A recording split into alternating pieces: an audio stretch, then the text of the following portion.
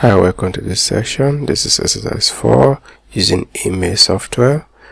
We will configure Windows Live Mail to collect email from a simulated third-party email service. Just to note that this lab device may not have connectivity to free email services like Gmail or Outlook, formerly known as Hotmail, amongst other, because of network security policy.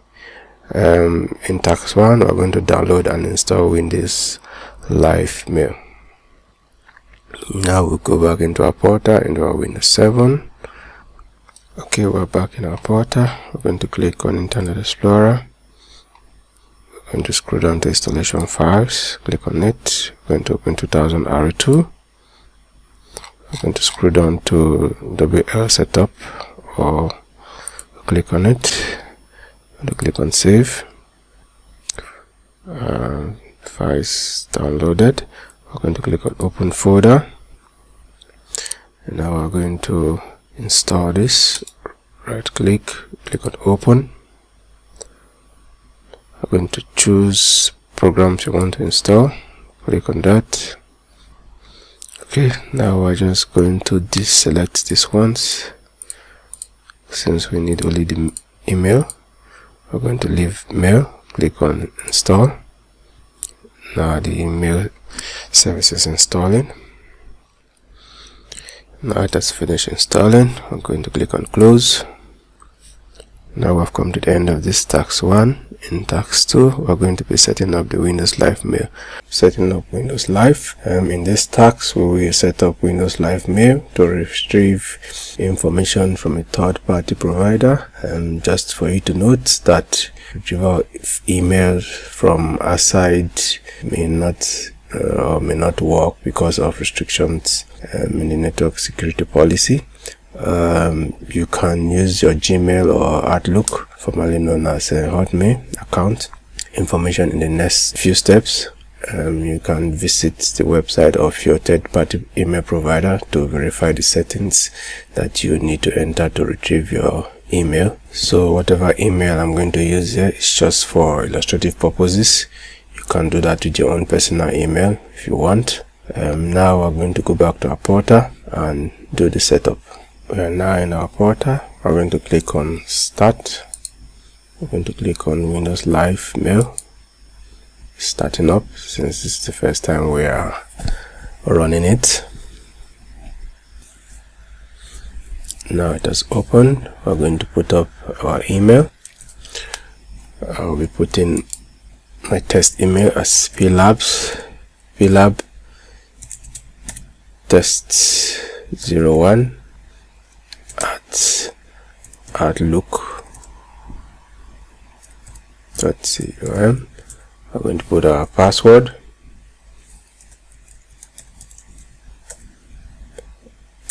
Now we are going to put in our display name. Depends on what you want to put on sending the message. I'm going to put administrator.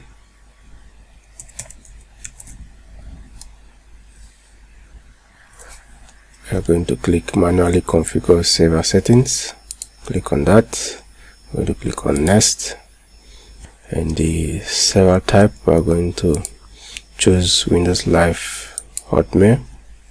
We are going to click on next. So it will ask me if we want to sign up. Sign in. I'll say yes. Now it's trying to sign in.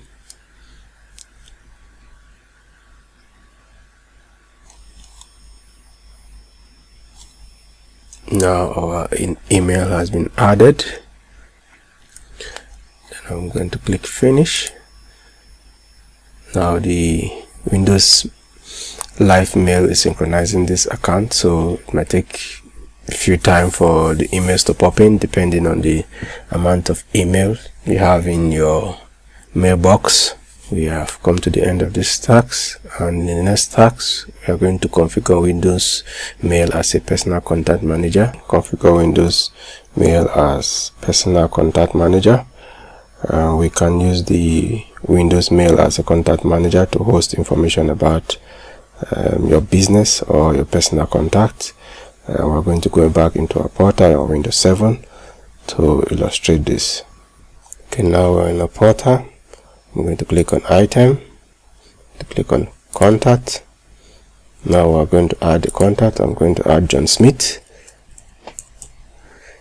first name, Smith. Smith's email address will be john.smith@myemail.com.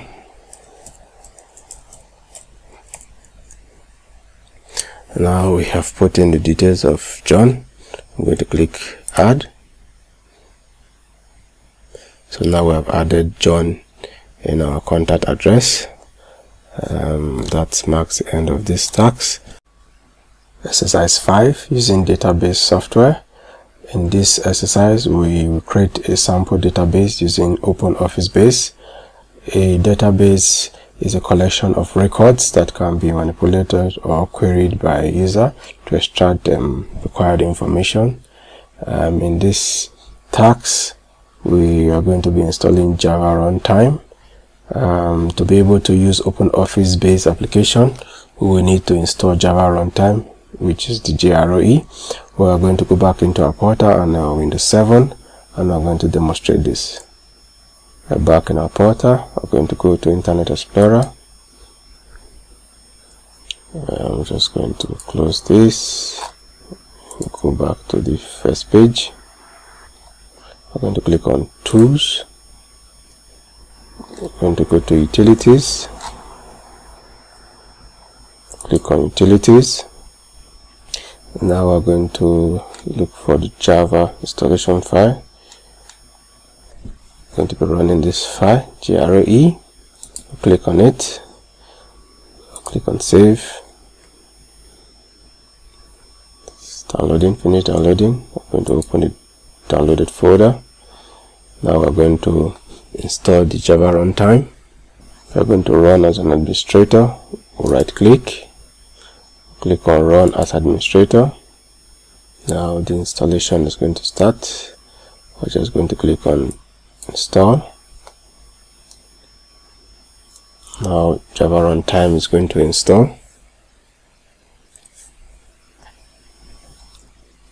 Our installation is finished, and we're going to click on Close. Close this. We're going to close this. We're going to accept this. It's fine. Our Java Runtime environment has been installed. We can close this. Close this one off also. Close this. And I've come to the end of this task 1. I will see in task 2. In task 2, we're going to be using database software to create a table. Task 2, using database software to create a table. One of the basic building blocks of database is a table. A table is composed of columns that can contain the feed names like employee, ID number, and rows which can contain records like 1, 2, 3, 4, 5 that refers to an employee's ID number. In this task, we will design a table that will have a few columns for holding feed names. We're going to go back into our portal and now in the 7. We're back in our portal. We're going to open Office, double click on it. We're going to click on Database. We're going to click on Next. We're also going to accept this default setting and click on Finish. Now we're going to save a copy of this as sample database 1, sample DB 1. I'm going to click on save. Okay, let's expand this. Now from here we're going to click on tables. I'm going to click on create table in design view. Click on it. In the feed name we're going to type empid, that's employee ID, and the feed type select integer. In the description box, we're going to type unique employee ID number. We're going to click on it.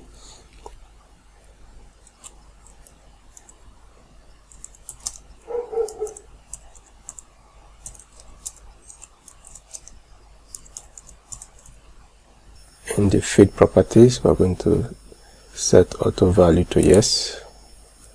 Click on yes. We are going to go back to the feed column and click under the employee ID and type the following. We're going to type last name. We will leave it as text in the feed type, and in the description field we will type employee last name.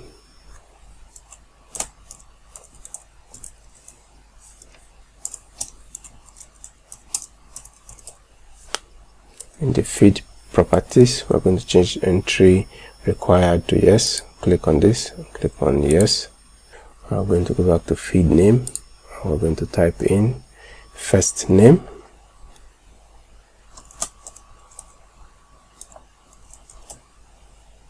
We're going to leave the feed type as test. In the description column, we're going to type employee first name.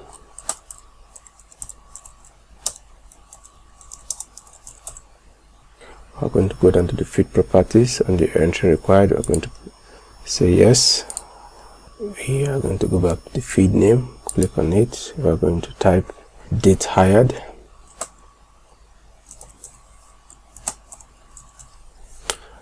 And we're going to go to the feed type. We're going to change it to date. Now in the description box, we're going to put employee hire date.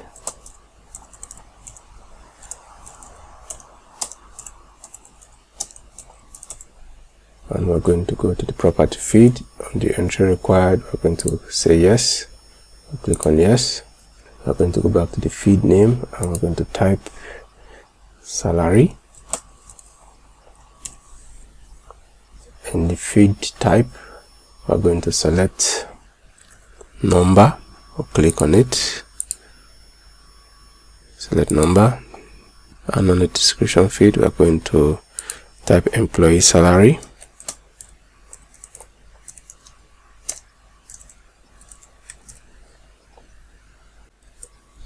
And on the feed properties, entry required, we're going to say yes.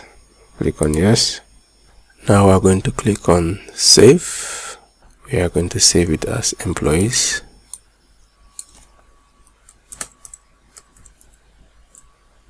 We're going to click OK, and we can close this table. We're going to say yes. We have just set up a database. We've come to the end of this task. Task 3. Create a form in design view. To enter data efficiently in a table, we will need to create a form. A form is the interface where a user can enter a data in a table in the database object. In this task, we will create a form using the wizard, which we walk through the process of creating a basic form. Now we'll go back to our portal in Windows 7. We are back in our portal. We're going to click on forms. Then we're going to click use wizard to create forms. Click on it. In the select feeds of your form, we're going to click employee ID. We're going to add it to feeds in the form. Now if we want to add everything, we're just going to click on this one. It's going to move all of them to the feeds in the form. We are going to click on next. We are also going to click on next again. In this arrange the control on your forms, we're going to select this one. Then we're going to click on next. We are just going to leave it here, accept the default setting. We're going to click on next. We are also going to leave the default setting here and click on next. Here we're going to click on finish. Okay, now we have succeeded in creating the form design view.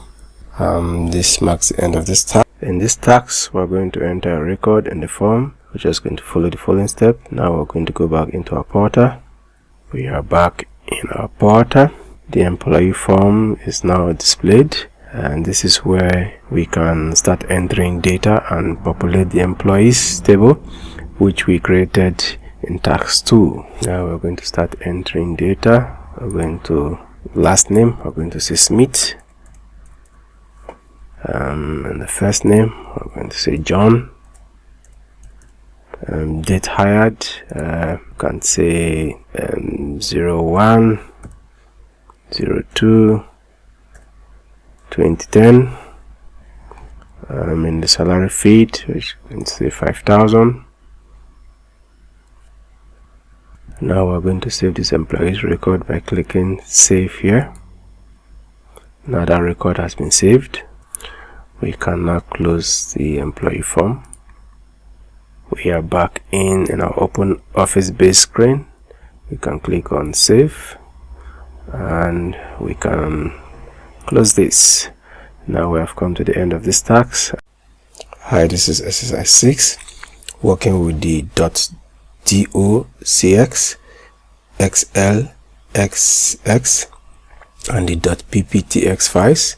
The open office we installed earlier has support for reading files created in Microsoft Office suite of applications like the Word, Excel, and PowerPoint. Files created in these applications can be viewed only in open office. If we wish to save the changes made to the files, we need to save the files in the ODF file format, open document format.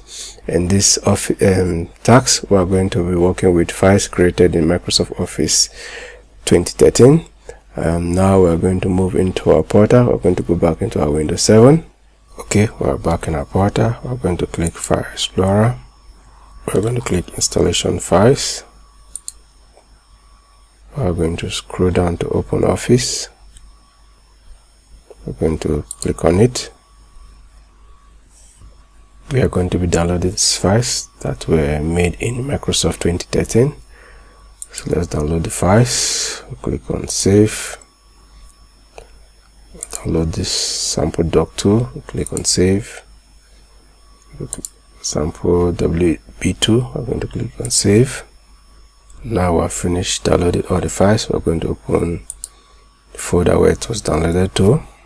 Now we have our files in the download folder, and these are the 3 files we'll be using later on. Now we can close this File Explorer. We can close this one. We can also close the Internet Explorer. Now we're going to launch Open Office. We'll click on it, right click on it, we'll click on Open. We're going to select Text Document. Let's just expand this.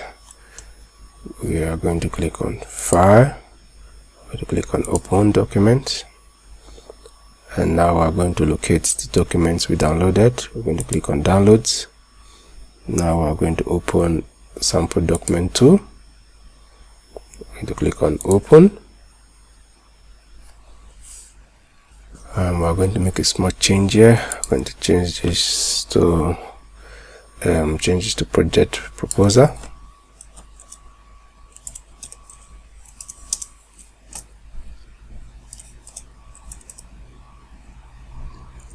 We are going to save the changes that I've made. We're going to click on File. We're going to click on Save As. Now we're going to click on this. You will notice that there is no option to save this as a .docx, so we're going to accept the default format. We're going to click on Save. Alright, we're going to click on Close.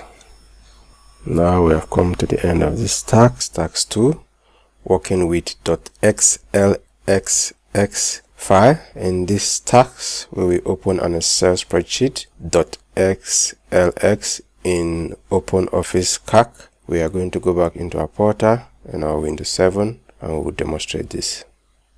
Okay, we are back in our portal. We are going to right click on Open Office, click on Open. We are going to click on Spreadsheet Let's expand this. Now we're going to open the Microsoft Office 2013 file we downloaded.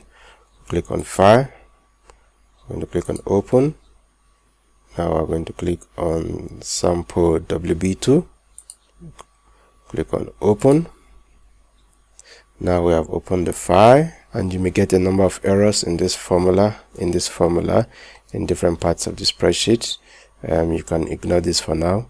The objective of this lab is to show how to open a .xlsx file and convert it to the OpenOffice file. Now we are going to save this file. We're going to click on File, Save As. Now we're going to accept this default file type, which is the .ods file. We're going to click on Save. Now we have saved the file in the .odx file. And with this, we have come to the end of this task. I will see you in the next task. You can close this one for now.